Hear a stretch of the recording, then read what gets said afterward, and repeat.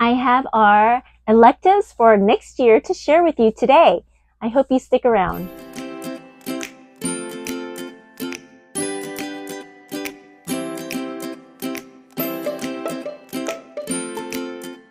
Welcome or welcome back. I'm Yuri, a dentist mom that homeschools 5 kids ages 13, 10, 8, 5, and 3 years old. We will be entering our 10th year of homeschooling once the new school year comes around. That is the double digits, y'all. I can't believe it will be a decade since we started homeschooling. And I'm actually really excited to finally be getting back into these homeschool collaborations since we have moved into our RV for full time. And this collaboration is hosted by Davene from Calm in the Chaos Homeschool and Shauna from Homegrown Homeschool, and it's about electives for the upcoming school year. And electives can look very different from one homeschool to another, so make sure to check out the playlist after watching this video so that you can get ideas on what kind of electives to go with, and you might get ideas on which Spanish course or piano or whatever it may be from these other homeschooling parents that have already done all the research and are excited to be putting together this video on electives. For the next school year, we're hoping to focus more on foreign languages. But for some reason, I have a hard time finding a program that works for our family. Don't get me wrong, because there's so many good programs out there, especially for Spanish, but a lot of them are intended for the elementary years, and they can be quite expensive. We have considered many times to use Masterbook Academy's Beginning Spanish for Families, and it looks like a great program. It's about $90 a year, and the instructor, Arja Rajgir, she's not a native Spanish speaker, but she does a great job at making Spanish fun, immersive, and super engaging. She's so lively. But we weren't ready for a subscription. We have also tried a trial class from SpanishAcademy.com, and with that, you will basically be getting private lessons from a native Spanish speaker, and it's a very good way to learn Spanish quickly, in my opinion, because you're one-on-one with a Spanish speaker. So if that's something that you might be interested in, I'll have a link to a free trial class down below in the description box in case you want to try it out. And of course, I'll also have links to everything else that I share about in this video down in the description box as well. But I found a free online course with athomemiddleschool.com. And basically, you're going to be watching a few videos from YouTube and answering some questions that go along with them. And also, you'll be prompted to do a lesson of Duolingo at the end. We're going to try it out. I don't know if it's going to go well, but we'll try that one out and see how it goes, because all the guesswork is done for you and it's free. So I'm thankful for the parent that put that program together. There are 180 lessons on there.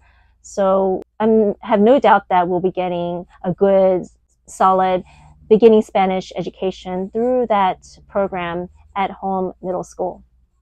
There's so many great free resources on YouTube that I think should get more attention. I came across this channel called Butterfly Spanish, and the instructor is a native Spanish speaker, and her videos are super engaging and very thorough. So I'm excited to try her videos out as well. And if we're looking for something more grammatical in terms of Spanish, especially for a rising 8th grader, I found a channel called, I think it's called AIB. I'll have that linked as well.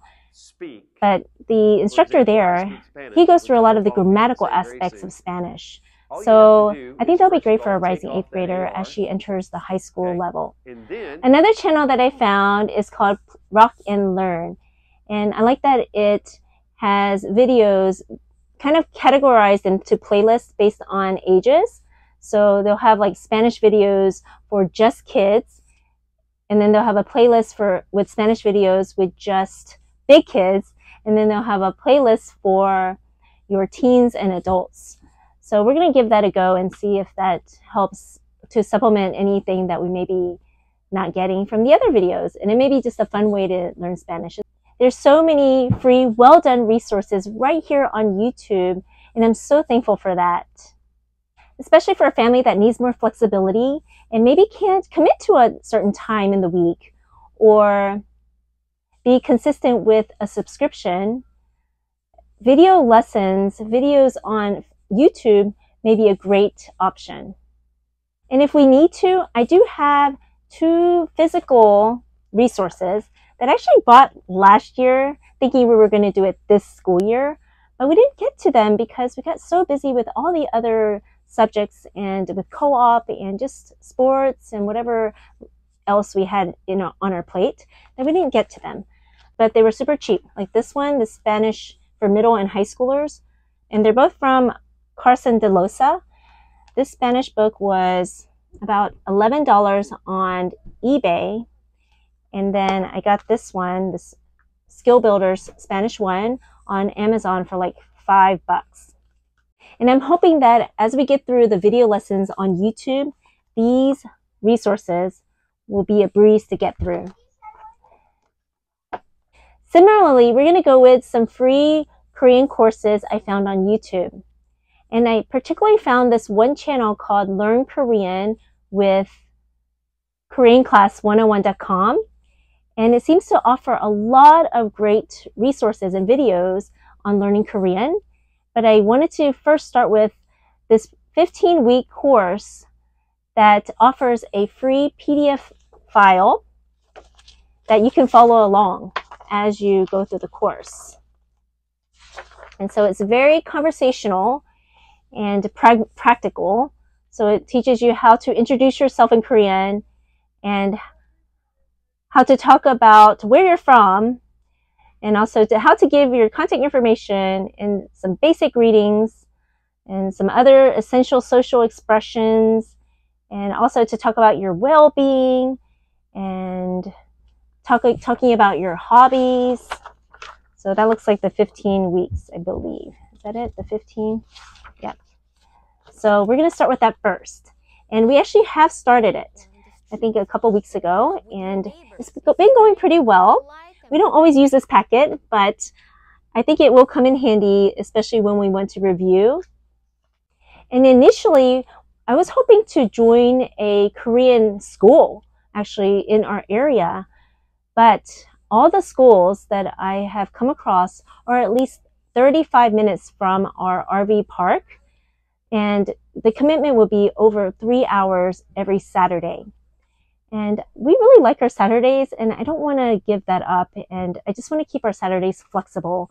And especially when sports season comes, a lot of the games are on Saturdays. So I didn't think it would be a good idea to commit to learning Korean physically at a school on a Saturday, which is not even that local to where we are living.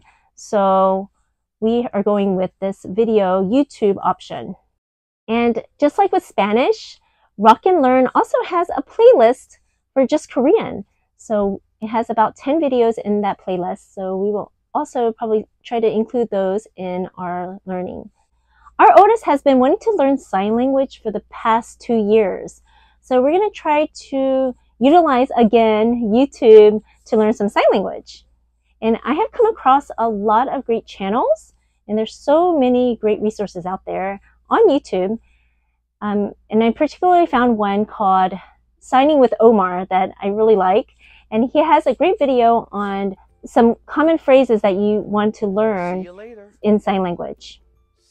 And on his channel, Signing with Omar, he also has a lot of great videos on sentences and grammar and topical ones like that have to do with the classroom, the kitchen, medical, religious, whatever it may be, in addition to your typical ones, like the ones that have to do with naming the colors or numbers. So I'm pretty excited to learn some sign language with Omar. And I'm particularly excited because in the past, when I was in college and even into dental school, I was really intrigued and interested in learning sign language. And I did take a class that was offered, I think, through the community, or maybe it was a community college, but I think it was offered through the community for a very low price. And we had a hearing impaired teacher who was so amazing, but I only got just a little bit of that class. I didn't really get to do more. It was, just one class that I got to take, but I really had so much fun. And sign language is such a great way to be able to communicate with everyone. So I feel like sign language is such a universal language, even though there is American Sign Language, and then I'm sure there are other sign languages. I'm sure there's some variation from sign languages throughout the world, but I feel like it's still a very universal language, and it's a beautiful language, and I would love for our kids to learn it. I'm so glad my oldest daughter is interested in learning. Our oldest really enjoys making videos and shorts, and actually started her own YouTube channel sometime last year about crocheting, challenges, and life in general. She really enjoys creating and editing videos, and it's pretty much become a hobby for her. So we'll continue to hone her skills in video creation and editing, and I'll link her channel down below in the description box in case you're interested in checking it out, and she will be forever thankful and encouraged if you subscribe to her channel. And to further her love for film and animation, she's talked to me about wanting to learn how to animate. I found this free resource online called Pixar in a Box. And I haven't really looked into it yet, but it looks pretty good, and we're going to give it a try. Another elective that I want to include for our next school year is more typing. I mean, we have been trying to do some typing throughout this school year, especially when we have papers to write, but we weren't very consistent with that. So I want to hone those skills. So I found a free resource online called typetastic.com, and it looks pretty good. So I want to give it a go. We have tried the Good and the Beautiful typing, but we weren't very consistent with it. And then we also tried typing.com, but our kids got really bored with the monotonous voice. So I found typetastic.com. It looks super colorful and it looks really engaging. So hopefully our kids will enjoy that one more. It even has levels down to kindergarten. So our kindergartner can try typetastic.com because she shows a lot of interest in wanting to type as well.